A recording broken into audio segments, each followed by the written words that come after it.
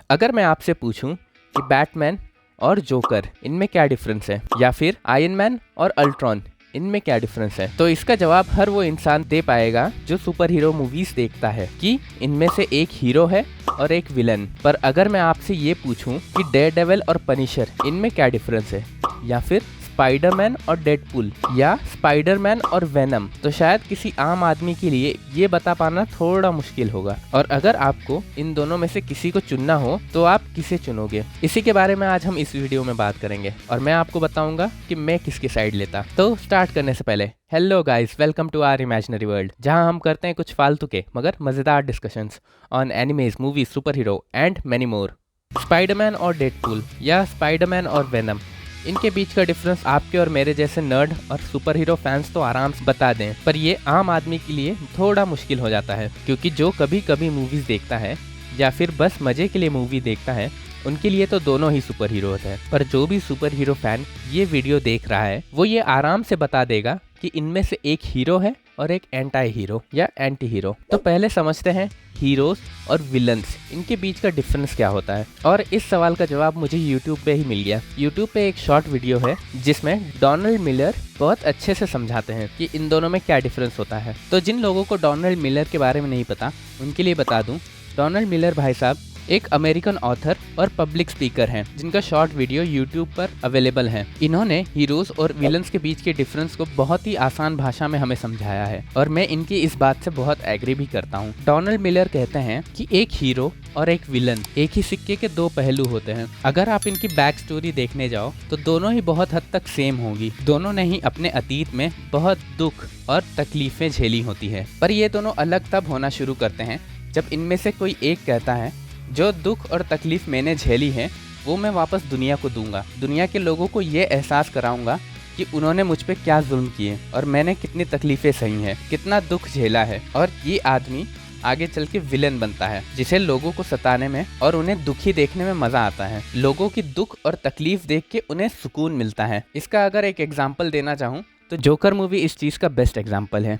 ये मूवी हमें दिखाती है कि कैसे हमारी सोसाइटी किसी एक आम इंसान को कैसे एक बहुत बुरा आदमी और एक बहुत बड़ा विलन बनने में मदद करती है। पर जब उन्हीं दोनों में से कोई एक ये कहता है जो दुख और तकलीफ मैंने झेली है वो मेरे अलावा और कोई ना झेले, और इसके लिए वो हर मुमकिन कोशिश करता है और हर किसी की मदद करता है, और ये आदमी आगे चल के लोगों के लिए उनका हीरो बनता है। इसका एग्जाम्पल देना हो तो सुपरमैन और स्पाइडरमैन बेस्ट होंगे। दोनों ने ही अपने लाइफ के शुरुआती दिनों में बहुत दुख और तकलीफें झेली हैं, पर ये ऐसा बिल्कुल नहीं सोचते कि ये सब तकलीफें मैं दुनिया को वापस दूं। उल्टा है, ये सोचते हैं कि जो भी मैंने झेला है वो कोई और ना झेले। इसकी वजह से ये लोगों की मदद करते हैं और उनके लिए हीरोज हैं। और एक और सबसे बड़ा डिफरेंस जो विलन्स और हीरोज के बीच में होता है, जब कोई विलन बनता है तो वो अपने आइडियल्स छोड़ देता है। उसके कोई मोटिव्स नहीं होते, वो बस अपना फायदा देखता है और इस फायदे के लिए वो किसी को भी मार सकता है या टॉर्चर कर सकता है। पर वहीं दूसरी तरफ हीरोज के कुछ अपने रूल्स होते हैं जो वो कभी नहीं तोड़ते। और सबसे बड़ी बात, ये कुछ भी हो जाए लोगों को नहीं मारेंगे, चाहे वो अच्छे लोग हों या चाहे बुरे लोग हों, ये किसी को नहीं मारेंगे। इसका बेस्ट एग्जांपल आपको बैटमैन से मिल सकता है कि कितना भी बड़ा विलन हो, एग्जाम्पल के लिए जोकर ही क्यों ना हो, कभी जोकर को जान से नहीं मारेगा। हीरोज और विलन के बीच के डिफरेंस को इतनी आसान भाषा में हम तक पहुंचाने के लिए डोनाल्ड भाई साहब आपको बहुत बहुत धन्यवाद देता हूं। तो हमें अगर हीरोज और विलन्स के बीच में से किसी एक को चुनना पड़े तो ये बहुत आसान होगा, और हम में से हर कोई इंक्लूडिंग माई सेल्फ हीरो को ही चुनेंगे और उन्हीं के साइड लेंगे। अब आते हैं वीडियो के असली मुद्दे पर, यानी कि एंटी हीरोज। तो एंटी हीरो एक ऐसा व्यक्ति होता है जो ज्यादातर सिर्फ अपने बारे में ही सोचता है। उसे कोई परवाह नहीं कि लोग उसके बारे में क्या सोचते हैं, और अगर वो कोई गलत काम कर भी रहा होता है तो वो या तो वो अपनी खुशी के लिए कर रहा होता है या फिर अपने चाहने वालों की खुशी के लिए कर रहा होता है। और अगर वो किसी को मारता भी है तो भी वो बदला लेने के लिए कर रहा होता है, क्योंकि ज्यादातर केसेस में ऐसा होता है कि कोई दूसरा आदमी उसे या उसके चाहने वालों को तकलीफ देता है और इसी का बदला लेने के लिए हमारा एंटी हीरो उसे मारता है, और सिर्फ मारता नहीं, बहुत बुरी तरह मारता है। और शायद ये भी एक रीजन है कि कभी कभी एंटी हीरोज को गलत काम करते हुए भी हमें अच्छा फील होता है, क्योंकि हम सब उनसे इस पॉइंट पर रिलेट कर पाते हैं कि वो जो भी कर रहा है अपनी फैमिली के लिए कर रहा है, या तो उसे किसी ने तकलीफ दी है और वो इसका उन लोगों से बदला ले रहा है। और इसी रीजंस की वजह से एंटी हीरोज हमें बहुत पसंद आते हैं। एंटी हीरोज को कोई परवाह नहीं कि कोई काम करते वक्त लोग मर रहे हैं या उन्हें तकलीफ हो रही है। एंटी हीरोज बस अपना काम पूरा करने में यकीन रखते हैं। कुछ केसेस में एंटी हीरो एक स्ट्रॉन्ग सेंस ऑफ रिस्पॉन्सिबिलिटी को अपने साथ हमेशा कैरी करता है, चाहे वो अपनी ड्यूटी या काम हो या चाहे कोई और रीजन हो, क्योंकि ऐसा करने से उसे लाइफ में आगे बढ़ने के लिए मोटिवेशन मिलती है। अगेन यहाँ पर भी वो सब कुछ अपने खुद के लिए ही कर रहा होता है, ना कि किसी दूसरों के लिए। इसका बेस्ट एग्जाम्पल आपको पीस मेकर की सीरीज से मिल जाएगा। इस केस में ये आदमी अपने काम के लिए कुछ भी करेगा, किसी को भी मार देगा, चाहे वो बच्चा हो या बूढ़ा। इसकी फिलॉसफी कुछ ऐसी है, अपने देश में शांति लाने के लिए अपने ही देश के सारे लोगों को मार देगा।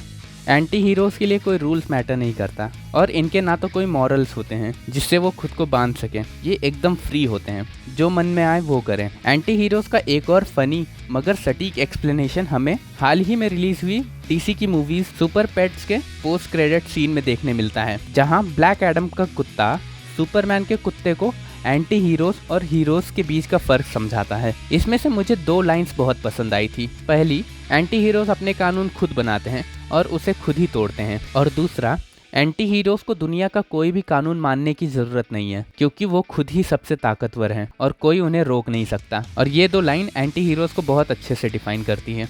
तो मैं उम्मीद करता हूँ अब आप हीरोज, विलन्स और एंटी हीरोज के बीच के डिफरेंस को समझ गए होंगे। इस वीडियो में मैंने अपनी तरफ से ट्राई किया कि इन तीनों के बीच का डिफरेंस मैं आप तक पहुँचाऊँ, पर हर एक का ओपिनियन, थॉट अलग अलग हो सकता है। तो आप इन तीनों के बारे में क्या सोचते हैं नीचे कमेंट में बताना, और आप इन तीनों में से किसकी साइड लेना चाहोगे ये भी बताना। अगर मैं अपनी बात करूँ तो मैं डेफिनेटली हीरो की ही साइड लूंगा, क्योंकि विलन्स का कोई भरोसा नहीं है और एंटी हीरोज का कब दिमाग घूम जाए कुछ पता नहीं। तो अपने आप को सबसे ज्यादा सेफ रखने के लिए मैं हीरोज की साइड ही चुनूंगा। ये तो मेरा पर्सनल पॉइंट ऑफ व्यू था, पर एक्चुअल मूवीज में जो सबसे ज्यादा मजा दे मैं उसी के साइड लूंगा, चाहे वो जोकर की मूवी हो या डेडपूल की ही क्यों ना हो, क्योंकि ये मूवीज बहुत रियल और रॉ लगती हैं और अपना पूरा मजा देती है। आप इस बारे में क्या सोचते हैं, और आप भी अपने फेवरेट हीरो, विलन और एंटी हीरोज की मूवी नीचे कमेंट में बताना। तो अब इस वीडियो को यहीं पे स्टॉप करते हैं। आपको ये वीडियो कैसी लगी और आप आज के पॉइंट पे क्या सोचते हैं मुझे कमेंट्स में बताना। वीडियो अच्छी लगी हो तो इसे लाइक और शेयर करना, और आगे भी ऐसे वीडियोस के लिए चैनल को सब्सक्राइब कर देना। मैं आगे भी ऐसे वीडियोस लाता रहूँगा।